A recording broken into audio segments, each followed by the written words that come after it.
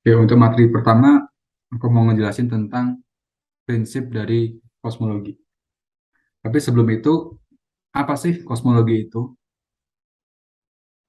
Kosmologi itu adalah ilmu yang mempelajari alam semesta ya, gampangnya gitu. Tapi secara keseluruhan, dari mulai eh, awal terbentuk sampai evolusinya di masa depan gitu. Kalau dari bahasanya dia berasal dari kata dari Yunani ya, yang artinya itu harmoni atau keteraturan. Terus berurusan nanti ke pertanyaan mendasar, kayak where do we come from, what are we, where are we gitu.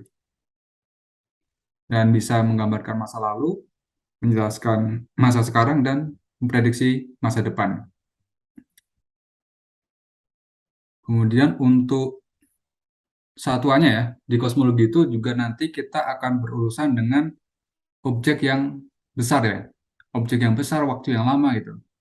Contohnya saja untuk jarak gitu.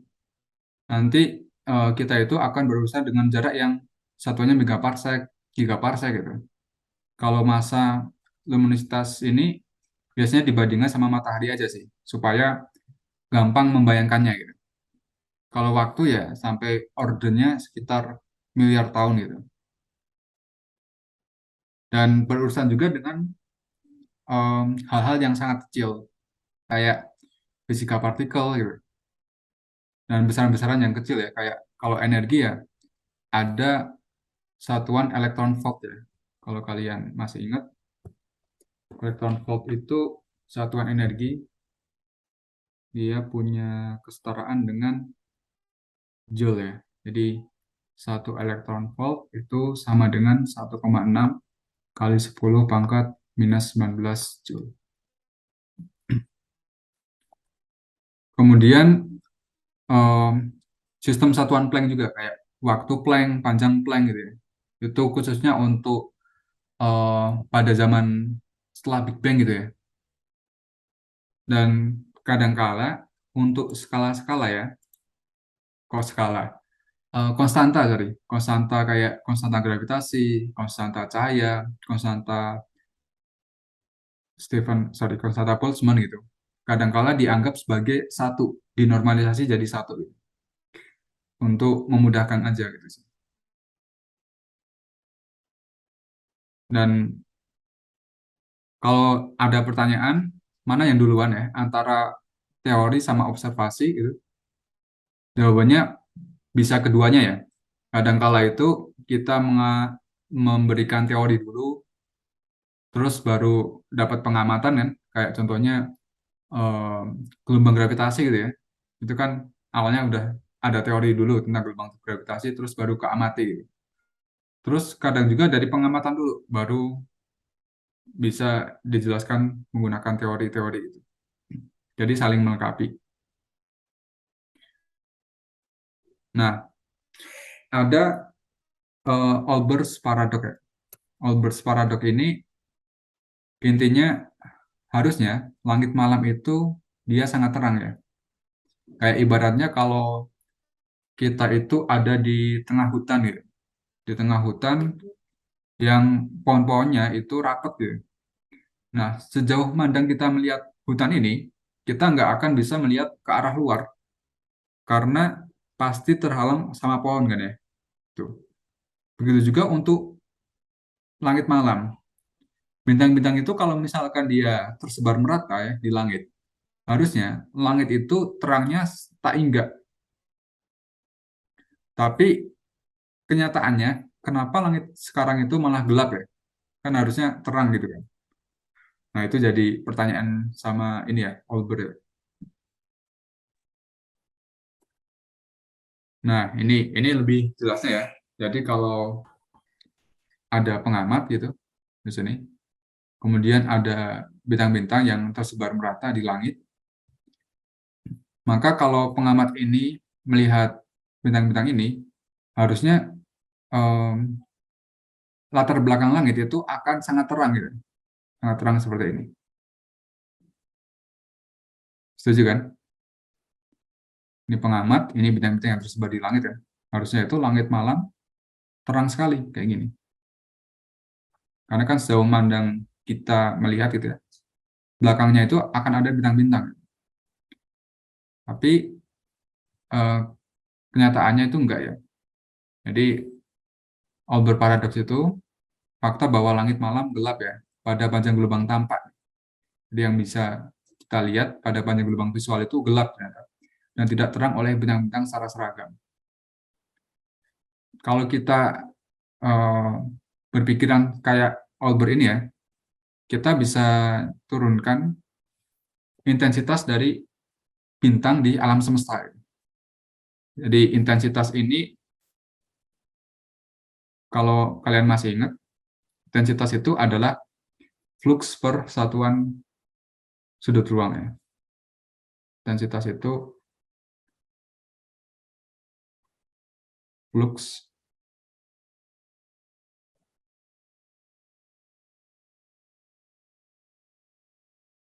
flux densitas per sudut ruang ya. Oke. Nah, kalau misalkan ada pengamat yang di tengah-tengah sini,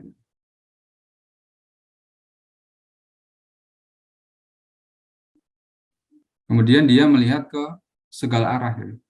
Dan ini ada bintang-bintang yang tersebar ya, dari jarak 0 sampai jaraknya tak hingga gitu. Dari R0 sampai R tak hingga. Maka intensitasnya yang sampai ke pengamat ini bisa kita tuliskan sebagai integral dari D intensitas dari jarak 0 sampai jarak tak hingga. Kemudian ini bisa dijabarin ya. Jadi N ini adalah rapat jumlah dari bintangnya ini. Kalau asumsinya seragam ya berarti N-nya ini konstan gitu kalau seragam. Terus L ini ya bisa kita asumsikan jadi luminositas dari masing-masing bintangnya. Terus dibagi 4pi, 4pi ini adalah sudut ruang untuk segala arah ya. Diintegralkan dari jarak 0 sampai tak hingga. Nah, kalau menurut paradok Albert ini, langit malam itu harusnya terangnya tak hingga nih. Gitu. Jadi terang dari langit malam itu harusnya sangat terang. Karena kecerangannya ya gitu. Dari intensitas ini harusnya tak hingga. Gitu. Padahal nggak kayak gini kan ya. Kemudian kalau kita tidak mengintegralkan dari 0 sampai tak hingga, ternyata beda hasilnya. Ini seharusnya langit terangnya tak hingga kan.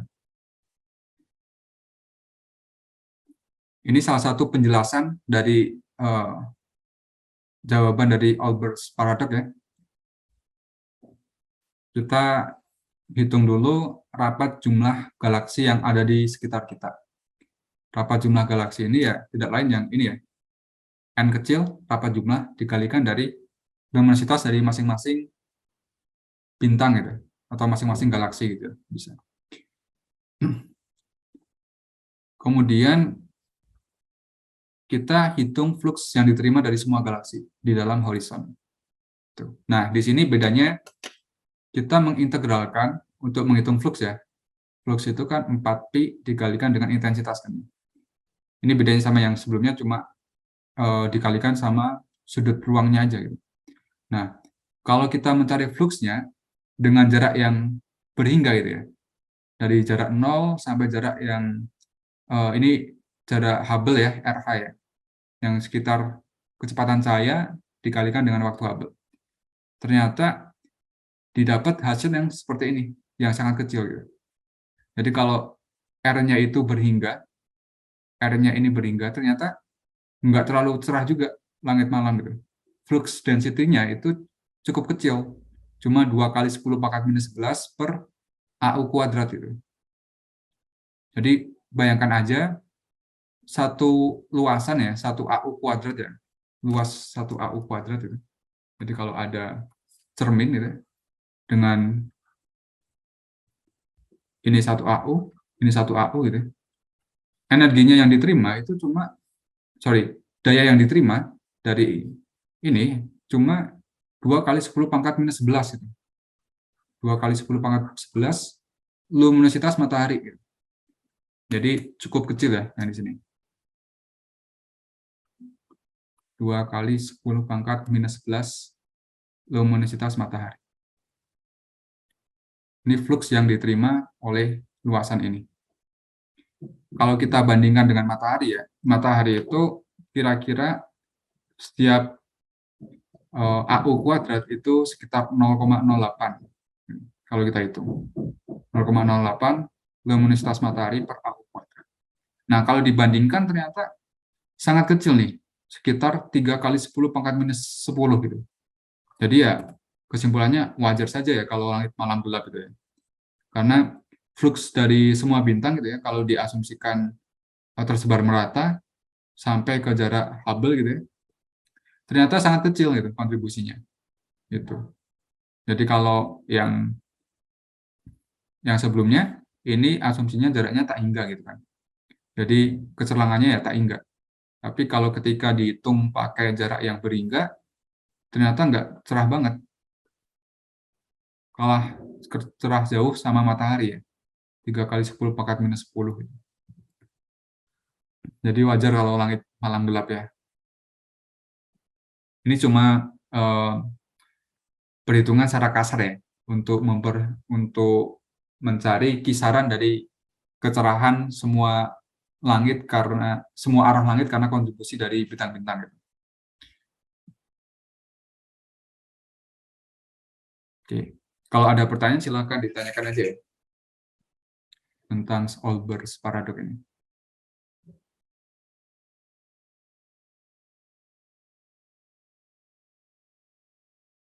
Oke, kalau nggak ada pertanyaan, aku asumsikan paham ya. Kemudian, nah prinsip alam semesta itu ada dua ya. Itu pada skala besar itu ada dua. Yang pertama prinsipnya adalah homogen.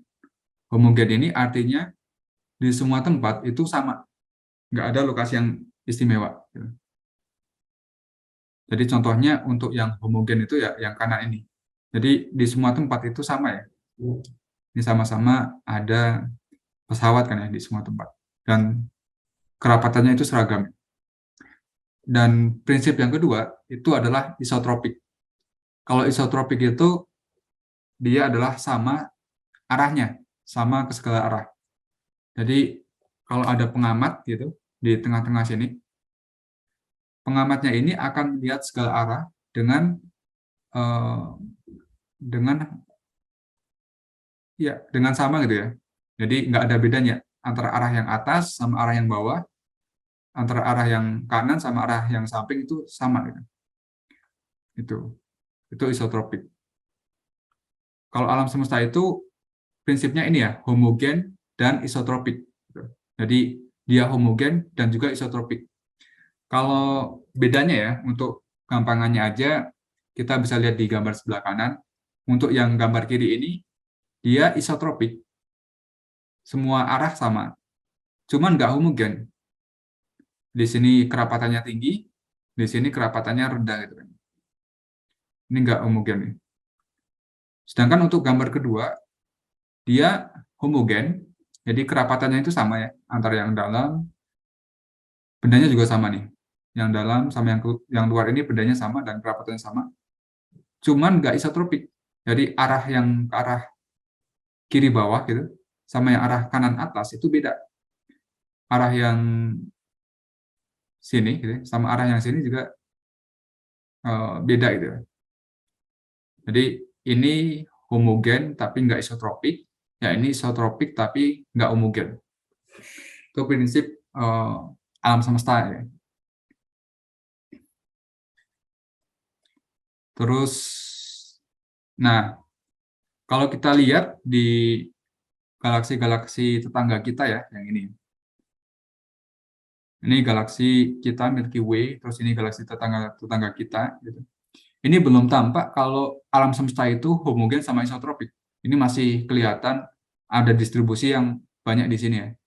Di sini, di belakang sini distribusinya rendah gitu kan. Gitu. Ini masih belum homogen sama isotropik. Untuk skala gugus galaksi, ini ada gugus galaksi Virgo, gugus galaksi M66 gitu ya, gugus galaksi M81. Ini ternyata juga masih belum isotropik ya. Homogen dan isotropik itu masih belum terjadi di sini. Gitu. Nah, homogen sama isotropik itu terjadi pada skala yang lebih besar lagi. Contohnya ini. Ini kalau kita lihat di sini ada kurva yang menggambarkan Z gitu ya. Sama ini arahnya kan. Gitu. Nah, ini juga kelihatan semua arah itu akan kelihatan ya isotropik gitu kan. Kelihatan isotropik. Ini juga sama nih. Kelihatan isotropik dan homogen untuk skala yang besar. Gitu. Oke, sampai sini ada pertanyaan nggak tentang prinsip alam semesta ini?